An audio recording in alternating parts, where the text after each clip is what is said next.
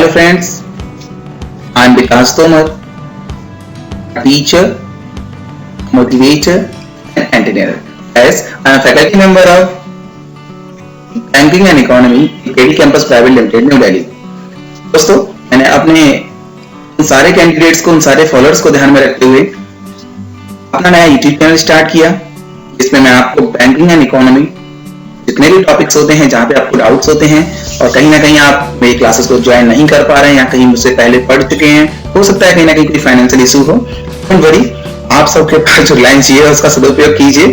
और सर, मैंने आपको देखते हुए अपना यूट्यूब चैनल स्टार्ट कर दिया है। आपको पता है फेसबुक पेज पे मैं पहले से काफी मेहनत कर रहा था आपके लिए, सारे लेटेस्ट अपडेटेड आपको सारी न्यूज, सारे करंट अफेयर्स, सारे बैंकिंग इकोनॉमिक टर्म्स के बारे में आपको इंफॉर्मेशन मिलती रहती है। मेरे व्हाट्सएप चैनल से भी आप जुड़े हुए हैं, कोई दिक्कत नहीं है। जो लोग अब तक नहीं जुड़े हैं सर, वो YouTube पे जाके सर्च कर सकते हैं कौन बनेगा GAGS पति, और जाकर मेरे चैनल को सब्सक्राइब कर लें। इससे कोई भी नई वीडियो आपको ऐसे ही अपलोड होगी, आपको नोटिफिकेशन मिल जाएगा और definitely that will be beneficial for your upcoming examination.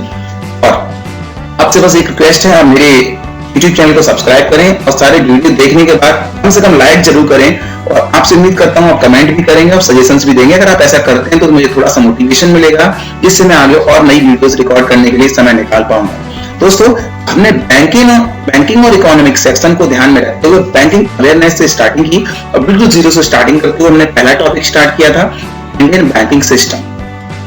Indian banking system के अंदर पहली यूनिट डिस्कस की थी हिस्टोरिकल बैकग्राउंड।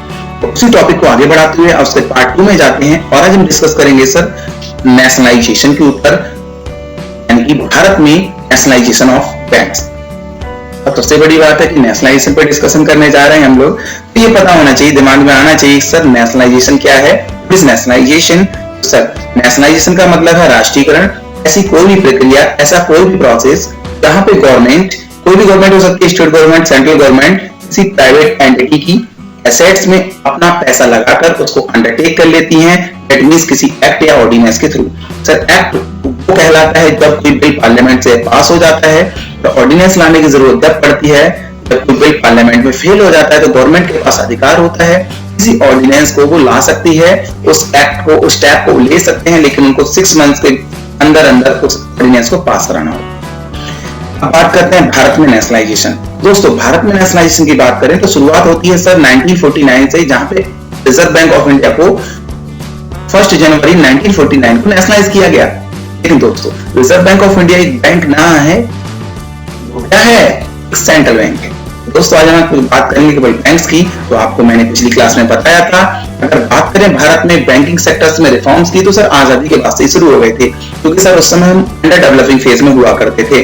सबसे बड़ी बात थी, जो लोगों का जीने का सहारा था, एग्रीकल्चर, छोटे छोटे उद्योग धंधे थे। और सबसे बड़ी बात क्या थी, जो बैंक हुआ करते थे सर पहले, सेक्टोरियल थे, स्पेसिफिक रीजन को डिनोट करते थे। जैसे नाम देखिए, Allahabad bank, Punjab National bank, Andhra bank. तो लोग डरते थे सर, रीजनल बैंक का पता चला पैसा लेके भाग गए, तो सर कहीं ना कहीं लोगों का, पब्लिक का उस समय बैंकों के ऊपर ट्रस्ट नहीं था। तो कहीं ना कहीं सरकार उनका कॉन्फिडेंस बढ़ाना चाहती थी towards the banking system in India. दोस्तों, क्योंकि उस समय जो लोग थे बैंकों में पैसा जमा करने की वजह, अपना पैसा जमा करना पसंद करते थे कहां? पोस्ट ऑफिस में, पोस्टल डिपार्टमेंट्स में। इसी को देखते हुए सरकार ने क्या किया सर, भारत में 3 प्रेसिडेंसी बैंक थे, आपको मैंने पिछली क्लास में बताया है, तो इसके लिए आप पिछले वीडियो पे जाएं, हिस्टोरिकल बैकग्राउंड के नाम से मेरे चैनल पे होगी। उस वीडियो में आपको डिटेल से मैंने बताया था इन प्रेसिडेंसी बैंक्स के बारे में। इनको मर्ज करके 1921 में क्या बनाया गया? Imperial bank of India. इसी इंपिरियल बैंक ऑफ इंडिया को हमने 1959 में रीनेम्ड कर दिया और उसको नेशनलाइज किया, एक कानून बनाया जिसका नाम था state bank of India act 1955। उसके बाद अलावा SBI की मदद करने के लिए सब कुछ और बैंकों की जरूरत पड़ी। गवर्नमेंट ने बेसिकली SBI को बनाया था एक प्रिंसिपल एडवाइजर के रूप में, एक प्रिंसिपल एजेंट के रूप में।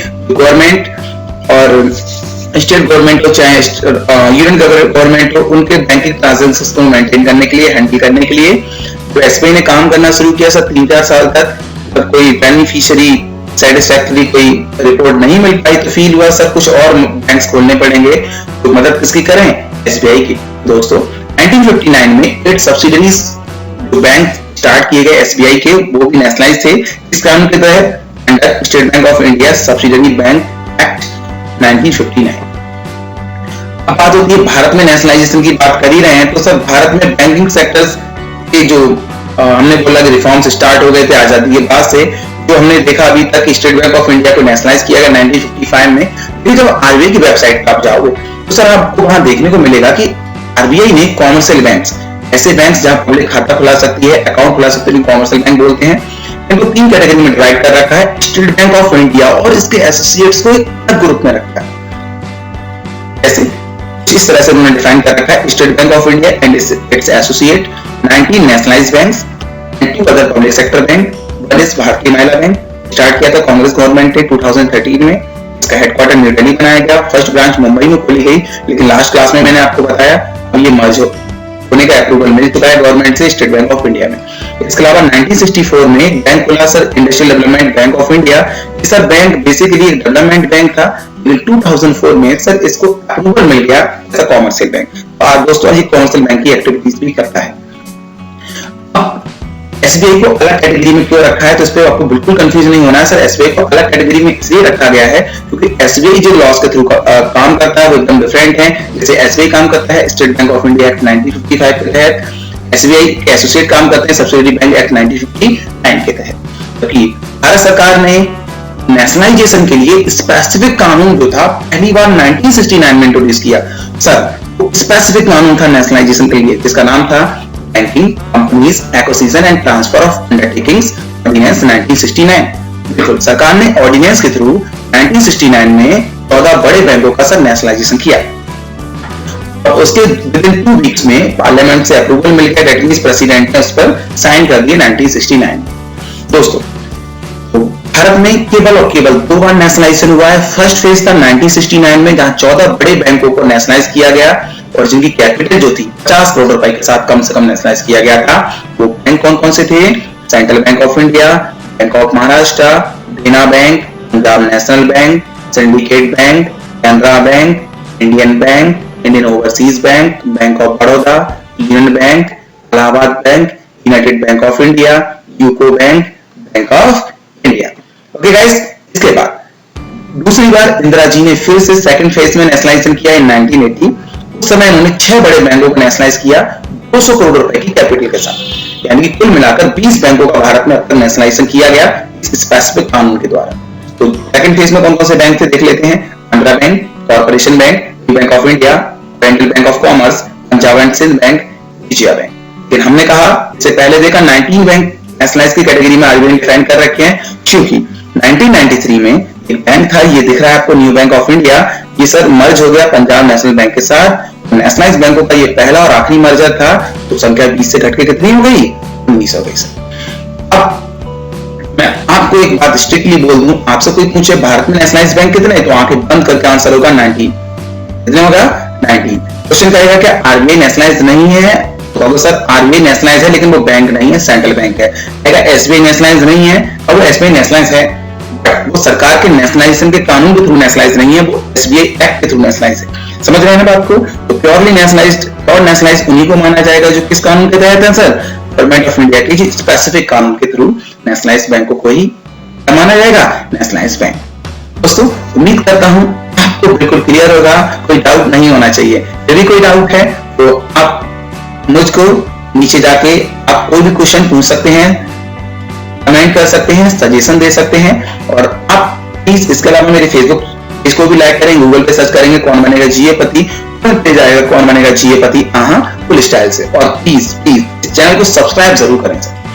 कमेंट और लाइक तो करना ही करना है, सब्सक्राइब करना है, वीडियो को ज्यादा से ज्यादा शेयर करना है सर, और कमेंट तो जरूर करना है जिससे सर मुझको कहीं ना कहीं मोटिवेशन मिले, कहीं ना कहीं मुझको एक गाइडेंस आपसे चाहिए, जिससे मैं आगे अपनी वीडियोस को फर्दर कंटिन्यू कर पाऊं, अपनी क्वालिटी को, अपने कंटेंट को। मैंने जहां तक कंटेंट की बात है सर, कंटेंट में मैंने सर हर सब प्रयास किया है, 100% कोशिश की है सर, इससे अच्छा आपको कंटेंट मार्केट में कहीं नहीं मिलेगा, और आपको ये वीडियो देखने के बाद नेशनलाइजेशन के ऊपर कुछ भी पढ़ने की जरूरत नहीं होगी।